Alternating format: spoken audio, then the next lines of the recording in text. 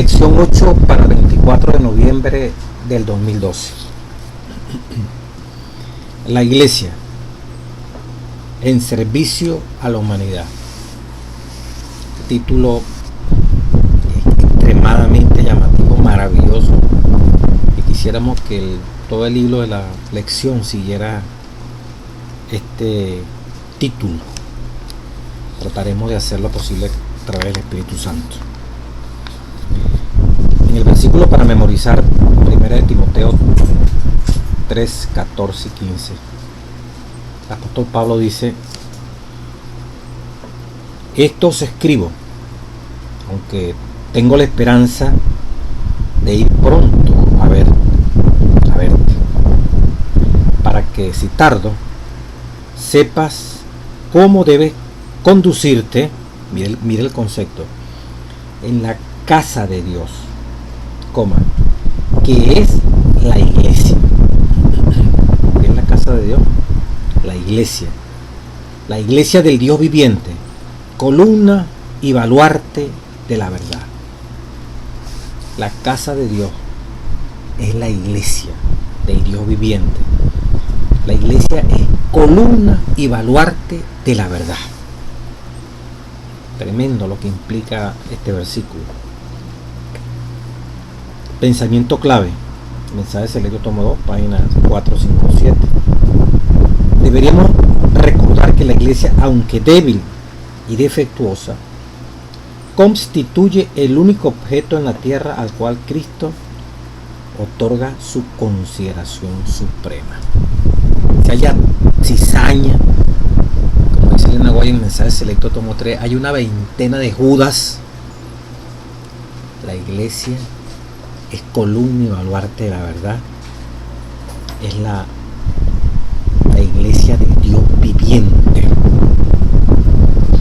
Por débil e imperfecta que sea, es el objeto de, como dice el párrafo, ¿verdad?, del cual Cristo otorga su consideración suprema. Para muchos, dice la introducción, la iglesia no es lo que solía ser. Algunos están incluso hablando acerca de un cristianismo sin iglesia, un concepto que es autocontradictorio. Otros alegan contra la religión organizada. ¿Qué es mejor? Una religión desorganizada, entre paréntesis, dice la introducción del folleto. La Biblia enseña claramente la importancia de la iglesia.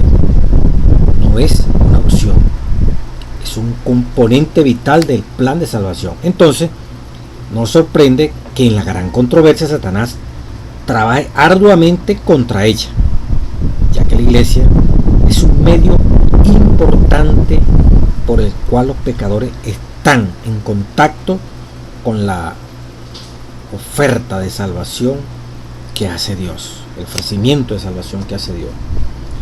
La iglesia, que dijo Pablo, es la casa de Dios, columna y baluarte de la verdad. 1 de Timoteo 3:15.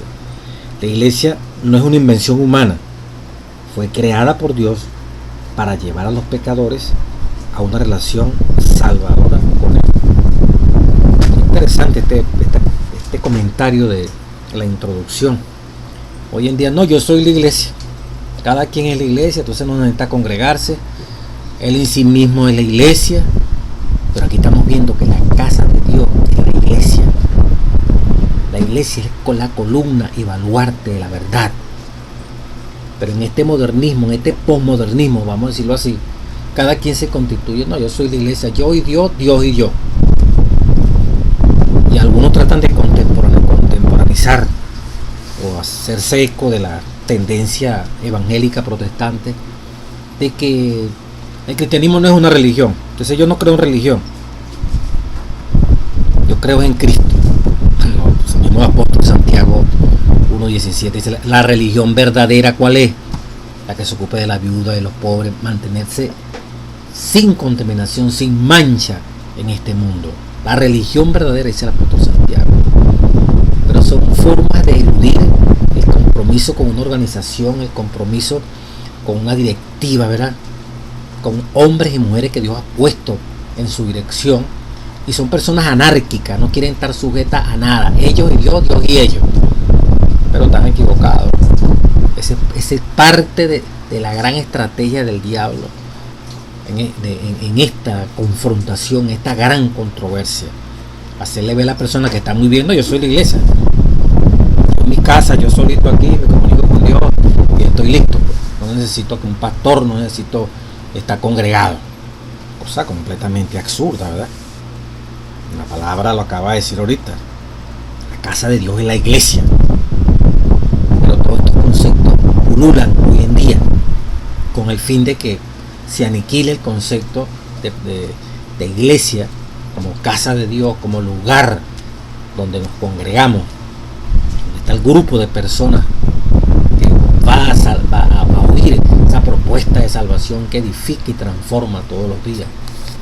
Gloria a Dios, ¿verdad? Cuando uno habla de estos conceptos, se acuerda de Hebreos capítulo 10,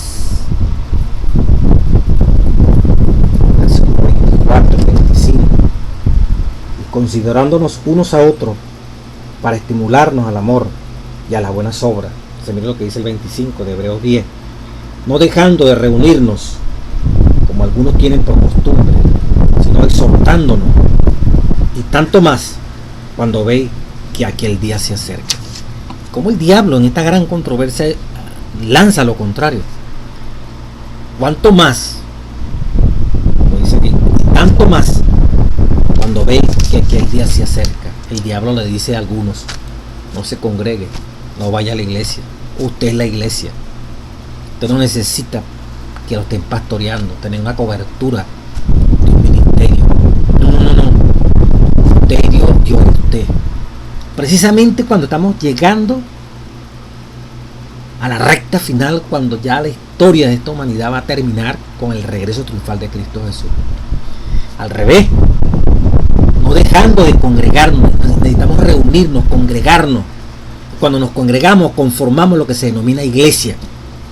Si tú no te congregas, yo no me congrego, no termino de vivir el concepto de iglesia.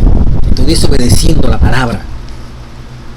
Está cayendo sobre mí que mientras más cerca está la venida de Jesucristo, en vez de seguir el consejo, no dejando de congregarnos, como dice Hebreos 10:25, estamos dejando de congregarnos. Estamos dejando de asistir a lo que constituye el grupo de hermanos que estaba bajo el techo de ese templo, la columna y baluarte de la verdad. Todos nosotros, congregados, constituimos la columna, los baluartes de esta verdad santa. Y como consecuencia, el Señor, ¿verdad?, nos llama a esta experiencia una y otra vez.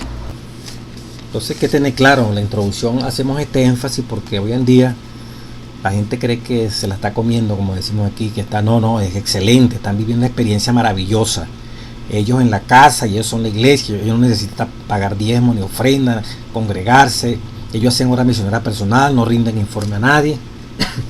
Consideran que te están portando espectacularmente con Dios, que los que están bajo ese templo, dentro de ese templo, eso es organización, eso es clericalismo, o sea, está bajo un clero, y comienzan una cantidad de conceptos que no provienen del cielo y no del diablo. Entonces, hermano, mucho cuidado con esto. Veamos el concepto de iglesia. La naturaleza de la iglesia, domingo 18 de noviembre, lección 8. Parte 1 y parte 2. El domingo es la parte 1, la naturaleza. ¿Qué es iglesia? Al pensar, dice el primer párrafo del domingo 18 de noviembre, al pensar en la naturaleza de algo, solemos estar interesados en sus orígenes, funciones y propósitos. Además de proveer diversas imágenes para describir a la iglesia, la Biblia usa una palabra específica. ¿Qué significa iglesia? ¿Cuál es el origen de esa palabra? Eclesia. S-C-L-E-S-I-A. Que significa literalmente llamados afuera. Llamados afueras. En la vida secular griega se la usaba esta palabra para describir a un grupo de ciudadanos que salían de sus hogares a un lugar público para una reunión o asamblea. El Nuevo Testamento usa la palabra en ese sentido. Entonces, iglesia viene de la palabra griega eclesia, que significa llamados afuera. Los griegos lo utilizaban, ¿verdad? Eclesia era un llamado a las personas que salieron de sus hogares para reunirse, ¿verdad? Una reunión o para una asamblea. En ese sentido se utiliza la palabra eclesia, iglesia, en el Nuevo Testamento. En la traducción griega en el Antiguo Testamento, la Septuaginta, la congregación de Israel, cuando se reunía ante Dios con propósito religioso, aparece como eclesia. O sea, para los judíos, pues en el Antiguo Testamento, cuando ellos se reunían, se aplicaba como el mismo término que en griego es eclesia, pero también llamados a salir, ¿verdad?, de donde estaban en diferentes lugares para congregarse. Propósito, adorar a Dios, recibir instrucción de Dios, fortaleza de Dios. Los judíos fueron llamados aparte para ser un pueblo especial, y los primeros cristianos pudieron haber usado la palabra para identificar a aquellos creyentes que habían sido llamados para ser testigos de Cristo. Estoy leyendo la parte del domingo del folleto. En el Nuevo Testamento, la iglesia describe la compañía de los fieles del mundo entero. Nota que la palabra eclesia nunca se usa para un edificio en el que se adora. El edificio es el templo. Eclesia es el grupo de hermanos que se reúnen. La palabra sinagoga originalmente denotaba una asamblea de personas reunidas para un propósito específico, pero los cristianos prefirieron usar eclesia, o sea, sinagoga, que uno siempre la aplica a los judíos, con razón. También es el grupo de personas que son llamados a salir donde estén para congregarse, para reunirse en una asamblea, en una reunión con un propósito específico. En este caso, si son religiosos, de adoración a Dios, que fortalecen Dios. Pero los cristianos prefirieron usar la palabra eclesia en vez de sinagoga. Ambas palabras indican que la iglesia del Nuevo Testamento fue una continuación histórica de la iglesia del Antiguo Testamento. La congregación de Israel, Hechos 7:38. La eclesia de Israel, hablando del Antiguo Testamento. La palabra eclesia, dice el párrafo en la negrita del domingo 18 de noviembre, indica un grupo de personas llamadas por iniciativa de Dios. ¿Cómo explica esto el uso que Pablo hace de la palabra en tres niveles diferentes? 1. Iglesia en hogares individuales, Romanos 16:5, 1 Corintios 16:19. Segundo, la iglesia en ciudades específicas, 1 Corintios 1:2, Gálatas 1:2. Y tercero, la iglesia en regiones geográficas mayores, Hechos 9:31. En tres niveles, pues. En una casa de un grupo de hermanos, una familia, constituyen, ¿verdad?, una iglesia. Ese grupo de hermanos que está allí adorando, ¿no? Se reúnen a hacer su culto, como una iglesia de familia.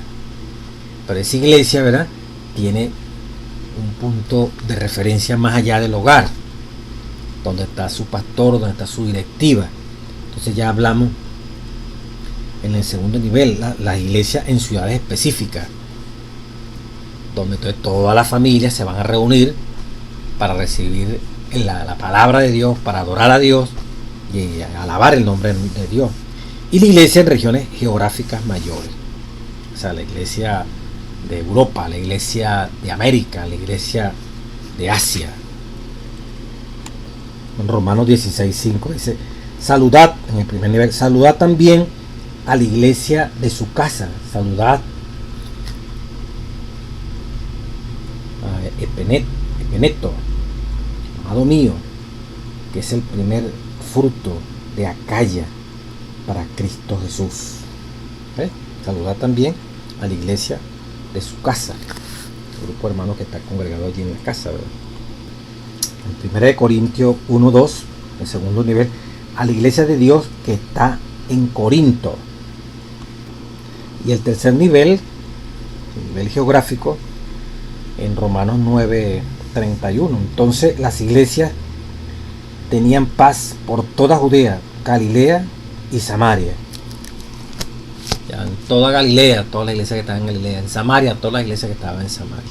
Entonces es interesante, ¿verdad?, el concepto de la palabra iglesia en estos primeros términos que dice el folleto de escuela sabática, llamados a salir. Nosotros fuimos llamados a salir del mundo, y todos los llamados a salir del mundo nos colocamos debajo de esa estructura física llamada templo, para adorar, para conocer, para crecer en la gracia de Cristo Jesús. Hemos sido llamados a salir de nuestra vida personal egoísta para predicar y exaltar, para vivir la vida de Cristo Jesús. O sea, nosotros somos extraños por sí mismos, no hacemos la obra de Dios. Dios nos ha llamado, así como en eclesias en griego era llamados a salir a una reunión, a una asamblea. Nosotros hemos sido llamados a salir del mundo, llamados a salir de nuestros hogares para congregarnos, para adorar, para testificar de la palabra de nuestro Dios. Y esos conceptos ridículos, absurdos, diabólicos, ¿verdad?, no tienen otro nombre. No, la iglesia soy yo personalmente. A mí solo me llamaron. No, el concepto de iglesia individual no existe. Llamados a salir, el grupo que se congrega, el grupo que se reúne en la casa. Luego todas las familias van debajo de ese templo para recibir la dirección, la palabra inspirada del ministro, de las mujeres y hombres que ministran en esta causa bendita para la edificación de ese cuerpo tan sagrado como es la iglesia. En cuanto al origen de la palabra, ¿verdad?, ¿qué significa iglesia? La naturaleza de la iglesia, parte 2, lunes 19 de noviembre. Además de la palabra eclesia, el Nuevo Testamento describe a la iglesia con varias imágenes que explican más sobre la naturaleza y su función. Bueno, en cuanto a significado, ahora vamos con qué más implica la palabra iglesia. Una, el pueblo de Dios. Como concepto se aplica en la Biblia a los hijos de Israel, Deuteronomio 14:2, y en 1 Pedro 2:9, donde el concepto se aplica a los cristianos. ¿Cómo entendemos lo que esto significa para nosotros hoy? Igual que el pueblo de Israel antiguamente, ¿verdad? Era el pueblo de Dios, ese grupo que fue llamado a salir para congregarse, a adorar a Dios. En el Nuevo Testamento también Dios llama a su iglesia, a esa eclesia, pueblo de Dios. 1 Pedro 2:9. Dice el apóstol Pedro: mas vosotros sois linaje escogido, real sacerdocio, nación santa, pueblo adquirido por Dios, para que anunciéis las virtudes de aquel que os llamó de las tinieblas a la luz admirable. ¿Pueblo qué? Adquirido por Dios. Amén, gloria a Dios, ¿verdad? Naturaleza de la iglesia, parte 2, somos pueblo de Dios. Nota que aún al aplicar este concepto a los cristianos, todavía se usa para describir a la nación de Israel. Estamos claros en eso. Segundo concepto es el cuerpo de Cristo. Romanos 12:5, 1 Corintios 12:27, Efesios 1:22 y 23 describen a la iglesia como el cuerpo de Cristo. ¿De qué modo estos textos nos ayudan a comprender mejor su naturaleza y sus funciones? Este concepto nos permite comprender para qué la iglesia, cómo debe funcionar la iglesia. Estos textos, dice el párrafo final del día lunes 19 de noviembre, estos textos dan numerosas ideas, tal vez las más claras, lo más obvio en cuanto a la unidad que debe verse en la iglesia. Esto es una idea expresada en otras partes del Nuevo Testamento, específicamente en 1 Corintios 12, donde Pablo escribe: porque así como el cuerpo es uno y tiene muchos miembros, pero todos los miembros del cuerpo, siendo muchos, son un solo cuerpo, así también Cristo, porque por un solo espíritu fuimos todos bautizados en un cuerpo, sean judíos o griegos, sean esclavos o libres, y a todos se nos dio a beber de un mismo espíritu. Además, el cuerpo no es un solo miembro, sino muchos. Si dijera al pie, porque no soy mano, no soy del cuerpo, por eso no será el cuerpo. Y si dijera la oreja, porque no soy ojo, no soy del cuerpo, por eso no será el cuerpo. Si todo el cuerpo fuese ojo, ¿dónde estaría el oído? Si todo fuese oído, ¿dónde estaría el olfato? 1 Corintios 12 al 17. La iglesia como un cuerpo, ¿verdad? Donde cada uno tiene una función específica, es la unidad en la diversidad. Un concepto que humanamente no se digiere, un concepto que humanamente no se practica, no se puede digerir, porque solamente se comprende espiritualmente. Unidad en la diversidad. Hay un estómago, funciones digestivas, procesar los alimentos. Hay un cerebro, funciones cognitivas, tienen que ver con emociones, con razonamiento. Y de una u otra forma, aunque tienen funciones diferentes, ambos se necesitan. Y no compite el uno con el otro. Están unidos. El hígado con su función específica, el páncreas con su función específica, los ojos con su función específica, la uña con su función específica, el cabello con su función específica, y cada una de esas partes son esenciales para el funcionamiento del cuerpo.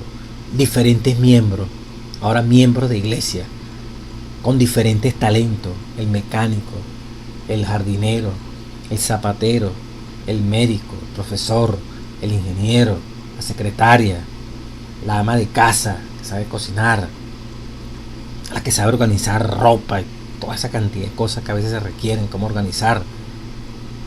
Todos esos dones, el que tiene el don de la oración, el que tiene el don de llegar a la gente con unas palabras pero excelentes. Dios pone palabra de vida, pone aquella simpatía tan rápida para generar intereses. Son dones especiales y ninguno superpone sobre el otro. Cada uno es esencial.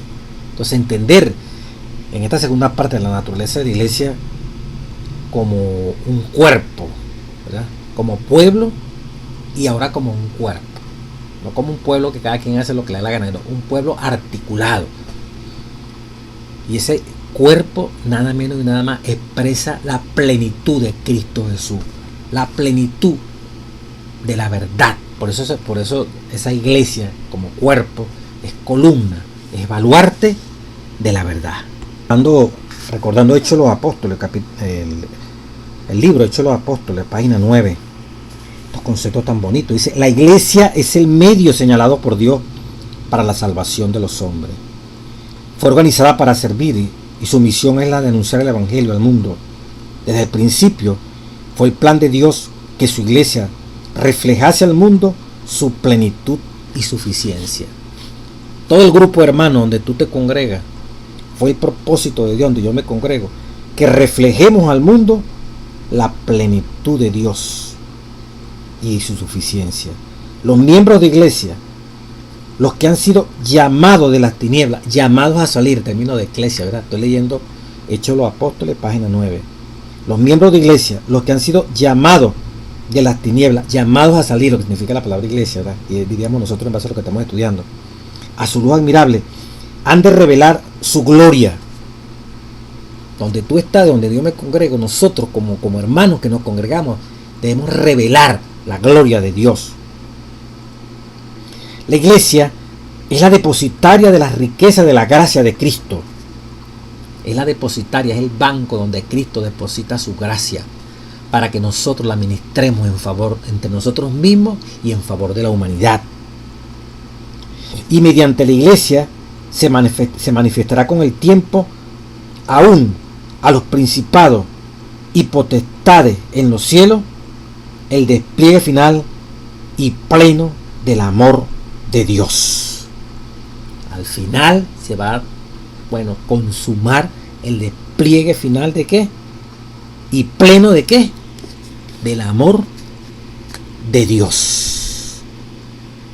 Voy a pegar esto con otro concepto que aparece en palabras de Vida Gran Maestro, para que entendamos la función de la iglesia, de servir a la humanidad. Y esta parte que dice aquí: y al final, repito, la iglesia le depositará la riqueza de la gracia de Cristo, y mediante la iglesia se manifestará con el tiempo aún a los principados y potestades en los cielos, Efesios 3:10, el despliegue final y pleno del amor de Dios. Con el tiempo se manifestará el despliegue final y pleno del amor de Dios. En otras palabras, al final de los tiempos, hermano, la gente tiene que ver lo pleno, lo máximo del amor de Dios operando en tu congregación, en mi congregación, como iglesia, como hermanos. En Palabras de Vidas, del Gran Maestro, página 342, el premio inmerecido, dice: el mundo está envuelto por las tinieblas de la falsa concepción de Dios. Mire, las tinieblas que van a envolver el mundo al final es la falsa concepción de Dios. Los hombres están perdiendo el conocimiento de su carácter, el cual ha sido mal entendido y mal interpretado, perversión de muchas religiones y por mal testimonio de nosotros. En este tiempo ha de proclamarse un mensaje de Dios, en este tiempo, un mensaje que ilumine con su influencia y salve con su poder. Su carácter, el carácter de Dios, ha de ser dado a conocer sobre las tinieblas del mundo. Ha de resplandecer la luz de la gloria de su bondad, de su misericordia y de su verdad. Aquellos que esperan la venida del Espíritu, el Esposo, han de decir al pueblo: ve aquí al Dios vuestro. Oiga esto, hermano. Los últimos rayos de luz misericordiosa, el último mensaje de clemencia que hay de darse al mundo, ¿sabe usted qué es? Es una revelación de su carácter de amor, lo que leíamos en Hechos de los Apóstoles. Los hijos de Dios han de manifestar su gloria en su vida y carácter, han de revelar lo que la gracia de Dios ha hecho por ellos. Revelación del amor de Dios, la sensibilidad de Cristo en tu vida y en mi vida, sirviendo. Para eso es la iglesia, para servir, que la gente conozca a Dios en medio de tantos conceptos, en medio de tantas organizaciones, que la gente vea una iglesia que se preocupa por la humanidad, no solamente de hablar, que cambien de católico a adventista, de evangélico a adventista, de mormones a adventista, de políticos partidistas a adventista.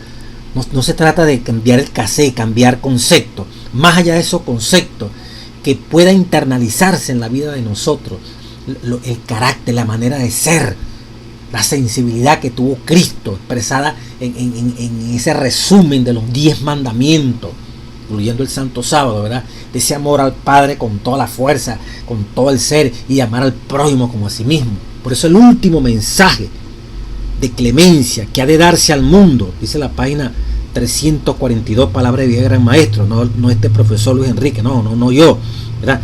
Dice: es una revelación de su carácter de amor, palabra del Espíritu Santo. Y sigue diciendo la revelación en la página 343. Dice: de esta manera, abreviando un párrafo, en las noches de tinieblas espirituales, la gloria de Dios ha de brillar por medio de su iglesia, a levantar al final, la plenitud del amor de Dios a los quebrantados y consolar a los dolientes. En torno de nosotros, dice Palabra de Vida, Gran Maestro, página 343, por todas partes se oyen los lamentos de tristeza del mundo. Por doquiera están los necesitados y afligidos. A nosotros nos toca ayudarlos a aligerar y suavizar la dureza y la miseria de la vida. Con razón el pastor Ted Wilson, ahorita en octubre, mensaje que dio frente a todos los médicos allí, frente a este problemón que atraviesa la iglesia, en las divisiones, en las pastoras, este asunto que quieren imponer. Cuando el hombre, este pastor, dijo: cada iglesia tiene que ser un centro comunitario de salud. Allí tu iglesia tiene que ser un centro comunitario de salud, donde la comunidad pueda ir a tomarse la atención, a chequearse los valores básicos, ¿verdad? Si es posible, medirse la glicemia, control de peso, tener conceptos claros de nutrición, cómo evitar el alza del colesterol, los triglicéridos, un estilo de vida que promueve que el Espíritu Santo esté dentro del corazón de la persona, que la iglesia se convierta allí en el lugar donde tú estás, en el caserío, en el pueblito, en la ciudad, en un centro comunitario de salud, donde la gente vea que allí se promueve la salud preventiva, donde se promueven las virtudes, los 8 remedios naturales. Es como lo que decía Elena White: cada iglesia tiene que haber una sala de tratamiento donde podamos trabajar por la humanidad doliente. ¿Se bautizan o no se bautizan? Eso no es problema de nosotros. Lo importante es predicar a Cristo, mostrar en el servicio que Cristo los ama. Y el Espíritu Santo los va a convencer a través de ese ministerio, de ese trabajar, ganando la confianza en la comunidad. Y de allí poder entonces mostrar el camino de la salvación y dejar que ellos decidan por medio del poder, de la influencia, de la luz, del amor de Dios, de la gloria de Dios, que a través de la iglesia se está manifestando. Allí vendrán, como la iglesia primitiva, cada día añadía Dios a la iglesia las almas que iban a ser salvas. Pero veíamos esa unidad, cómo compartían, cómo la gente veía cómo estos hombres se apreciaban, cómo para ellos los necesitados eran parte de sus necesidades, de cubrirlas, cómo se tendían la mano los unos con los otros, cómo estaban abiertos al sufrimiento que existía a su alrededor para atenderlos, sufrimiento psíquico, físico, material, integral. La obra práctica, dice la página 343, tendrá mucho más efecto que el mero ceremoniar. Hemos de dar alimento al hambriento, vestir al desnudo y proteger al que no tiene hogar. Y se nos llama a ser más que eso. Únicamente el amor de Cristo puede satisfacer las necesidades del alma.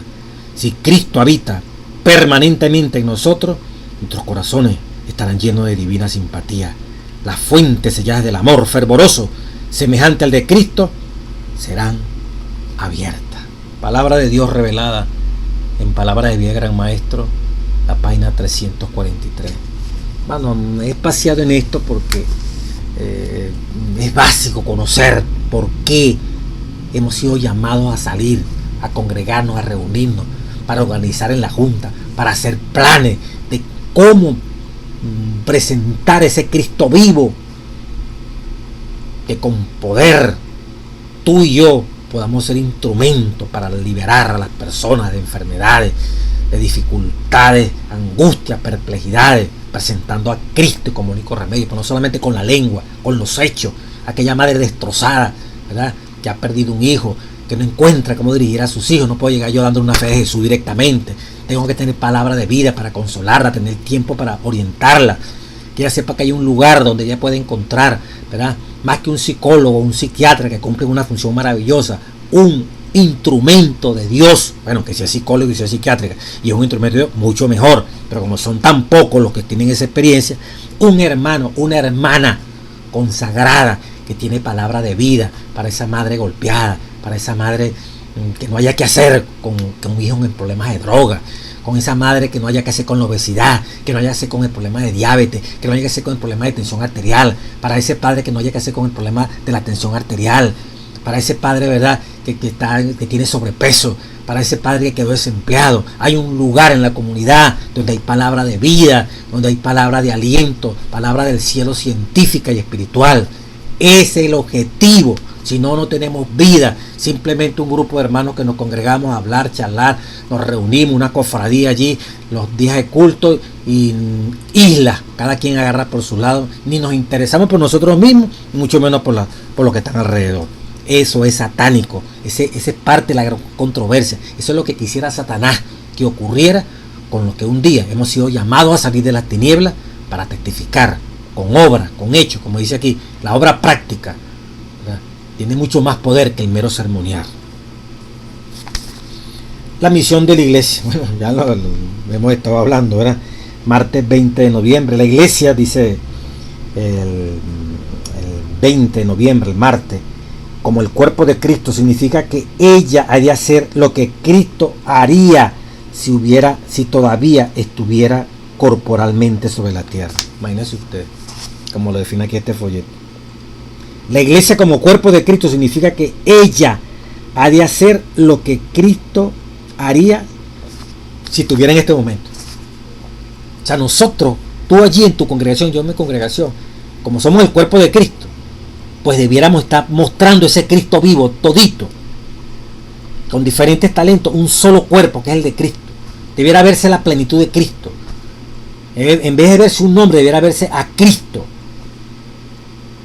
articulado con los diferentes dones y talentos de todos los hermanos que están allí en la congregación. El Cristo viviente El Cristo que pasaba más tiempo sanando, curando, echando fuera demonios, que discutiendo, que metido, ¿verdad?, solamente oyendo a los fariseos sus predicaciones, o oyendo puro sermón, o el mismo sermoneando y sermoneando. No. Fueron pocas las veces que hablamos de un Cristo sermoneando. No es que sea malo predicar, claro que sí se puede hacer, pero no podemos perder de vista. Cristo pasó más tiempo sanando, curando, ayudando, que dando instrucciones teóricas a los discípulos. Por eso, hermano, este concepto es maravilloso, ¿verdad? La iglesia, como el cuerpo de Cristo, significa que ella ha de hacer lo que Cristo haría si estuviera corporalmente sobre la tierra. Por esta razón, la iglesia ha sido llamada asamblea. En Mateo 28, bueno, la gran misión, ¿cuál es? Por tanto, id y haced discípulos a todas las naciones,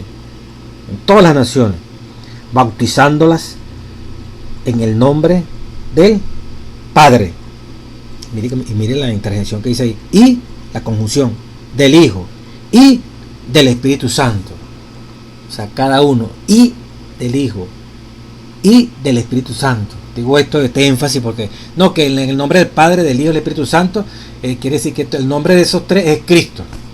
No, y en el nombre del Padre, el Padre tiene un nombre, en el nombre del Hijo y del Espíritu Santo, cada uno personalmente. Es la misión, ¿verdad?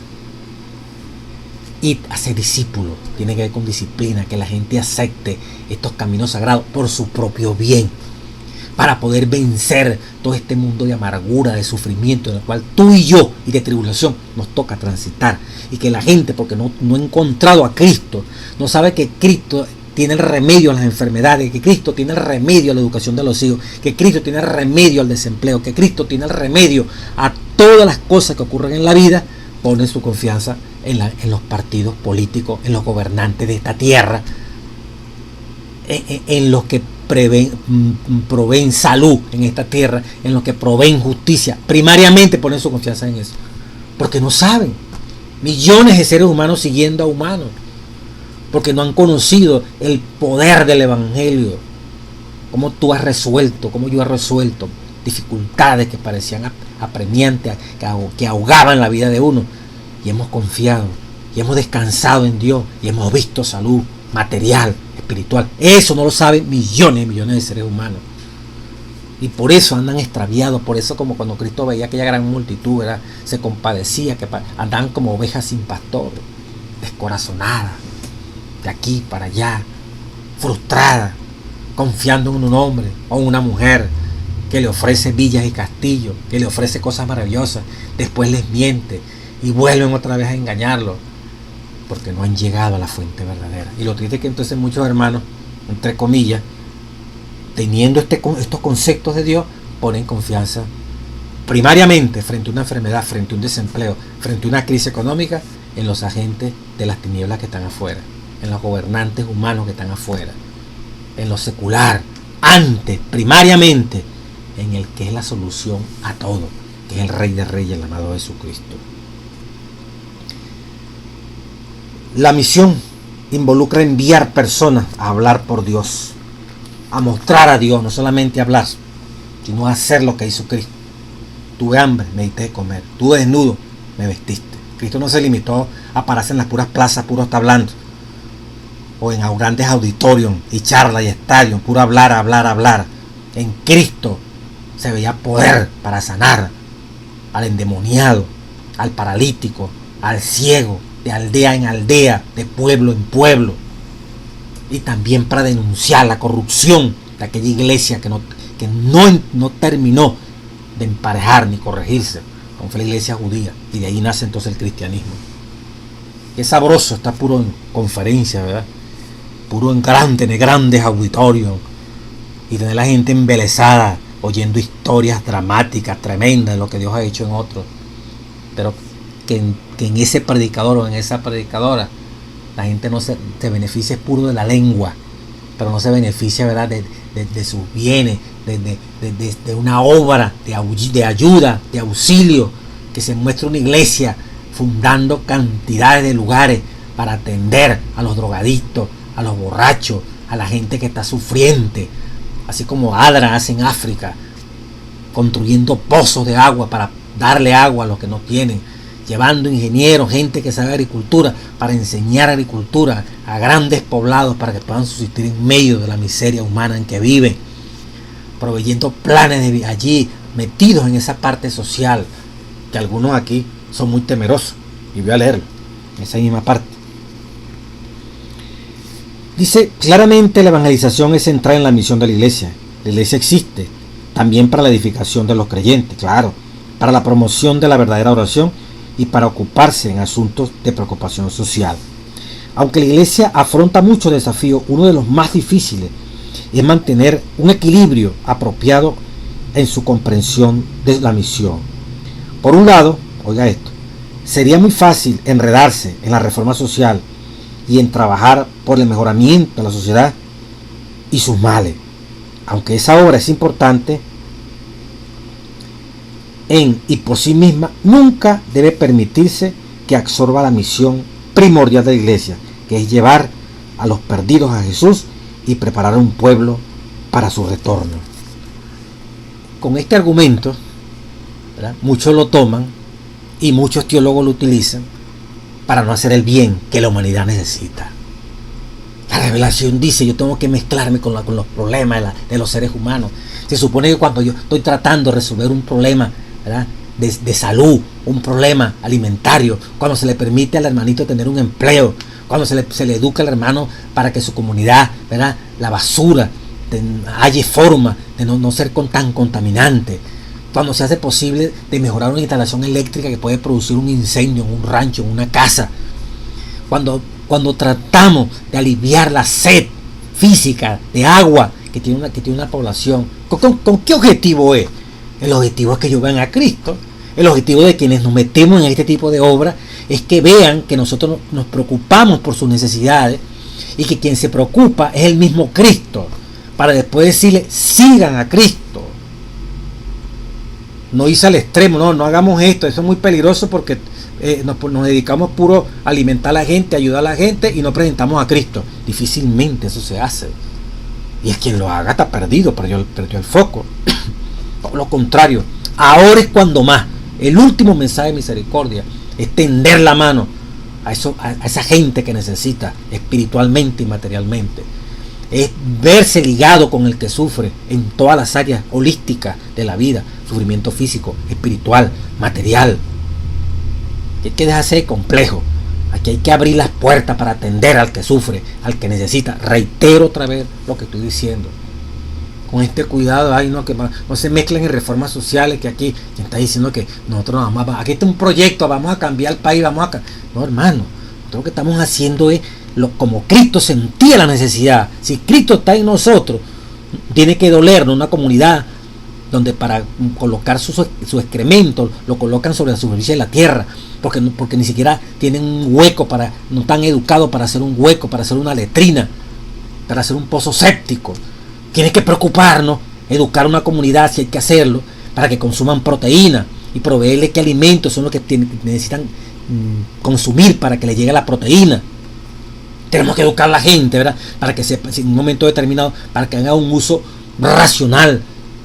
Si hay agua, cómo proveerle el agua física.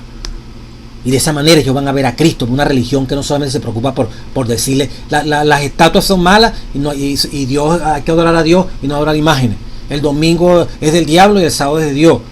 Eso vendrá, pero el método de Cristo, caminar con ellos, simpatizar con ellos, suplir sus necesidades y luego que ganarse la confianza y luego sígueme. Ese es el plan. Y la otra parte que dice aquí el autor del folleto, ¿verdad?, que vamos a leerla. Aunque esa obra es importante, dice, al mismo tiempo, estoy leyendo la parte del martes, necesitamos evitar el extremo de vivir como si cada titular del periódico señalara el fin del mundo y descuidar por eso las tareas básicas del diario vivir. En eso estamos también, es una advertencia, ¿verdad? La iglesia está pendiente de la señal y tenemos que estar pendientes. Marcos 13:29 dice, ¿verdad? Debemos que saber cuán cerca, y Cristo está muy cerca de venir a esta tierra. No es que cada titular, como algunos, como dice el folleto, lo pueden tomar como una alarma. No. Tampoco podemos vivir en esa expectativa que esto se va a acabar y no hacemos nada, como pasaba con los tesalonicenses. Sí, esto se va a acabar, pero ahora que tenemos que prepararnos mejor para ser mejor, para que seamos luz y la gente vea a Cristo moviéndose en tu congregación y en mi congregación. El gobierno de la iglesia. El gobierno es un lugar, parte del día, la unidad en la iglesia, miércoles 21 de octubre. La iglesia, es decir, los llamados por Dios, el pueblo de Dios, el cuerpo de Cristo, el templo del Espíritu Santo, estoy leyendo el miércoles 21 de noviembre, está capacitada para el servicio o la misión. La unidad es esencial para que la iglesia pueda cumplir con éxito su misión. El problema de la unidad está en el pensamiento de Cristo hacia el fin de su vida en la tierra. Jesús oró por la unidad en la iglesia, Juan 17, 21, 22. Y Pablo exhortó a los creyentes. La unidad por la que Cristo oró y sobre la cual Pablo exhortó a los creyentes involucraba unión de sentimientos, pensamientos y acciones y mucho más. No se logra por medio de ingeniería social, administración diplomática o superfugios políticos. Es un don otorgado por Cristo. Muy bueno esto que dice aquí, a los creyentes. Juan 17, 22, 23. Y mantenido por el poder de Dios, el Padre. Juan 17, 11. La unidad no es un asunto conceptual. Vamos a ponernos de acuerdo para estar unidos. Vamos a cumplir estas reglas para estar unidos. Todo eso es secundario, eso es llamado. Es un don de Cristo. Cuando tú y yo nos centramos en Él, cuando entendemos que somos iglesia, cuando estamos unidos el uno con los otros, se hace posible esa unidad. Porque Dios mismo va a obrar en nuestro corazón. Vamos a entender que aunque somos diversos y tenemos diferentes culturas, diferente educación, tenemos un solo patrón de conducta, que es el cristianismo. Un solo ejemplo en Asia, en la China, en África, en los morenos, en los blancos, para todo el mundo. El modelo es Cristo Jesús. Su manera de ser, su forma de ser trasciende que si soy norteamericano, que si soy suramericano, que si soy centroamericano, que si soy africano, que si soy europeo, que si soy de asiático, que si soy de Oceanía. Igualito donde usted y yo seamos. El ejemplo a seguir es el de Cristo Jesús. Cuando eso está dentro de nuestro corazón y Dios se mueve en nuestro corazón, recibimos ese don. Nos sentimos como parte, no como el todo, sino como parte de ese cuerpo, que es la iglesia donde tú estás, el grupo donde tú estás, la iglesia donde yo estoy, o el grupo donde usted pueda estar. Somos parte, no somos el todo. No somos el hombre orquesta que tocamos todos los instrumentos, tenemos todos los dones y talentos, no. Somos necesarios para otros y otros son necesarios para nosotros. Así como el estómago necesita del riñón y el riñón necesita de la sangre necesita, ¿verdad?, del corazón y el corazón necesita del pulmón. Aunque tienen nombres diferentes y funciones diferentes, hay unidad en la diversidad. Unidad. Porque entendemos que por muy especializada que sea nuestros talentos, sin embargo no somos todos en la iglesia. Somos especializados para compartir el trabajo exitoso de los demás, de las demás partes del cuerpo. O sea, que es un don de Dios. No es retórica. No es que vamos a una ingeniería social, vamos a hacer un curso aquí para unirnos. No, chicos, eso es teología barata, eso es psicología. No estamos con eso. 1 Corintios 1:10, 2 Corintios 13:11. ¿Cómo hemos de lograr lo que Pablo pedía aquí? Unidos en mente y corazón, dice 1 Corintios, ¿verdad? Y en 2 Corintios, sed de una misma mente. Esto no es teoría. Esto se hace cuando entendemos que somos parte del pueblo de Dios, que somos parte del cuerpo de Dios, que somos la niña de los ojos de Dios. Eso es la iglesia. Dice, muchas divisiones surgen por causa del egoísmo, del orgullo, parte del día miércoles, y de un deseo de exaltarse a uno mismo y sus conceptos propios por sobre otros. Ninguno de nosotros sabe todo lo que es correcto. Tú comprendes perfectamente, ni comprende perfectamente todas las cosas, cualquiera que sean las diferencias que surjan, si tomáramos cada día nuestras cruces, muriéramos diariamente al yo y buscáramos no solo nuestro propio bien, sino también el de los otros y el de la iglesia, muchos de los problemas con los cuales luchamos y que estorban la obra desaparecería. Esa es la realidad. Nosotros no la sabemos todas. En la multitud de consejeros hay sabiduría. Tenemos que entender que no somos el todo en todo. Es Cristo el todo en todo. Cada miembro que ha sido llamado a salir es especial. Cristo lo llamó a ti y a mí. En la iglesia no hay desempleo.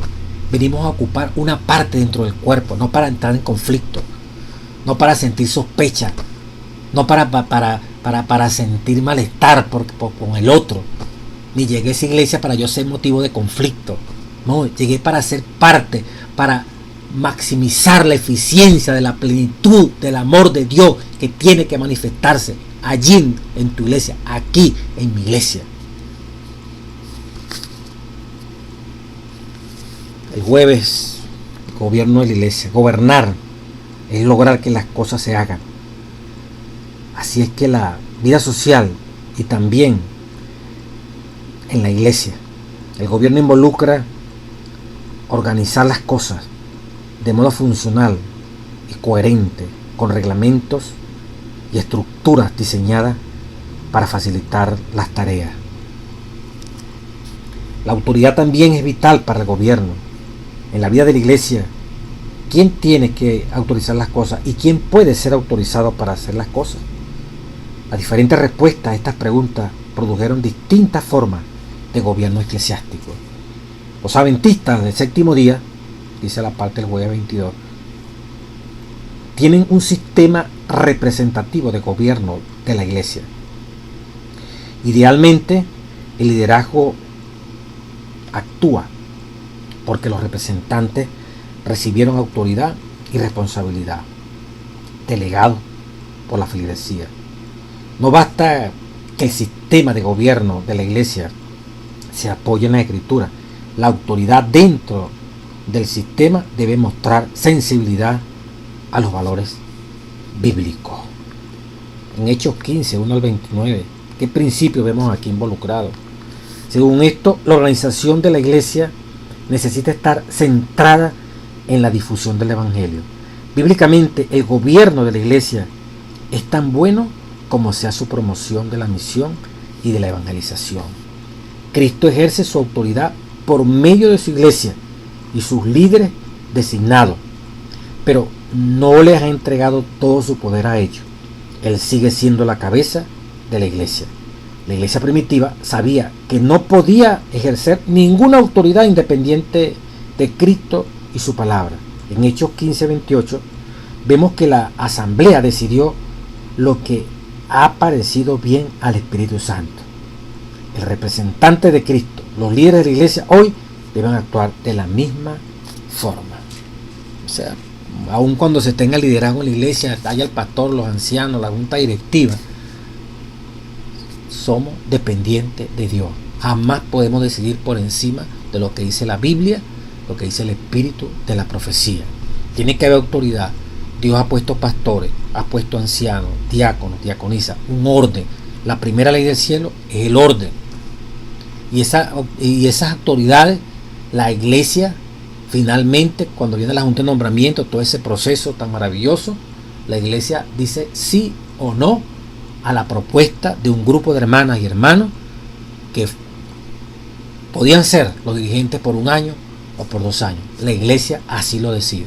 Y cuando la iglesia vota a favor de ese grupo de hermanos, las que se les ha propuesto para que lleven el gobierno de la iglesia, nos unimos para el éxito, porque es Cristo mismo el que está autorizando a esas hermanas y a esos hermanos. Que lo hagan bien, que lo hagan mal, nos toca a nosotros ayudar para que se perfeccione esa directiva, ese grupo de hombres y mujeres que han sido colocados allí para administrar las cosas sagradas, ayudarles cuando haya debilidades, fortalecerles, porque son representativos por 1 año, por 2 años, del ministerio, de la dirección, de la plenitud, de lo que es la columna y de lo que es baluarte de la verdad, la iglesia.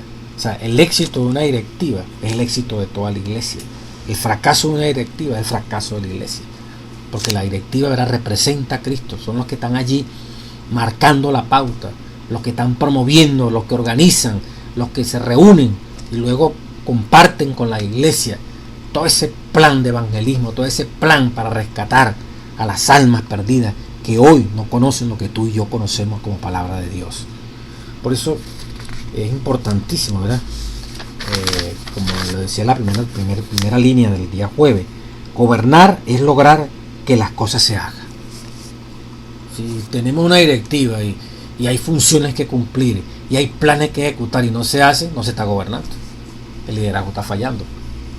Sí, hay títulos, el director de tal cosa, el anciano, el primer anciano, el segundo anciano, el pastor, el director de diácono, el director de diaconisa, escuela sabática, el director de canto, el director de música, el director, bueno, toda esta cantidad de cosas que Dios provee para que la iglesia muestre a Cristo moviéndose vivo allí. Si no cumplen la función, si no gobiernan, a la final el trabajo de los diáconos lo hace el director o su director. A la final el trabajo de los ancianos, entonces el primer anciano que tiene que estar, corre para acá, corre para allá, porque los demás no tienen tiempo. Si el trabajo de la diaconisa, entonces la directora de diaconisa y las directoras son las que terminan, y finalmente la misma directora es la que termina asumiendo toda la responsabilidad. Entonces no gobierna. Entonces hay que sincerizarse, ¿qué está pasando? Como dice, vuelvo a repetir, gobernar es lograr que las cosas se hagan, así en la vida social y también en la iglesia. El gobierno involucra organizar las cosas de modo funcional y coherente con reglamentos y estructuras diseñadas para facilitar las tareas que se realizan en la iglesia, en el hogar, donde sea. Entonces, y más la iglesia, que es algo tan sagrado, que es algo tan puro, ¿verdad? Dice el día viernes un párrafo interesante como complemento, ¿verdad? Si un hombre confía en sus propias facultades y trata de ejercer dominio sobre su hermano, creyendo que está investido de autoridad para hacer de su voluntad el poder dominante, el procedimiento mejor y el único seguro consiste en quitarle el puesto. Tenemos un cacique que es lo que él dice y más nadie puede opinar porque es lo que él dice, llámese pastor, llámese anciano, ¿verdad? Y los demás están, como dice, pintados allí, paralizados por temor, porque tú sabes, el tipo sabe mucho, el tipo conoce mucho texto, entonces, pero siempre se decide es él, el presidente es él es el que, bueno, el hombre orquesta, pues él sabe hacer todo. Aquí dice la revelación, yo los testimonios, en testimonio para ministros, ¿verdad? Mire, lo mejor que se puede hacer con una gente así es quitarle el puesto, para que no se haga un gran daño y él mismo pierda su propia alma y ponga en peligro el alma de otro. Esta disposición a dominar sobre la heredad de Dios causará una reacción a menos que estos hombres cambien su conducta. El cargo no engrandece a un hombre ni en una jota o una tilde a la vista de Dios, quien solamente valora el carácter. Por el cargo ahí ya se creen que se le quieren, no, quítesele, ese cacique, ese tirano, ese que quiere decidir por todo, ¿verdad? Lo más que se le puede hacer es quitarle el puesto para que se salve él y no perjudique tanto a la iglesia. Conecta eso, Testimonio para Ministros, página 362. La misión de la iglesia de Cristo consiste en salvar a los pecadores que perecen. Consiste en darles a conocer el amor de Dios hacia los hombres y ganarlos para Cristo por la eficacia de ese amor. La verdad para este tiempo debe ser proclamada hasta en los rincones oscuros de la tierra. Y esta obra puede empezar en nuestro propio país. Hoy los testimonios toma 1, página 359. ¿Saben ustedes?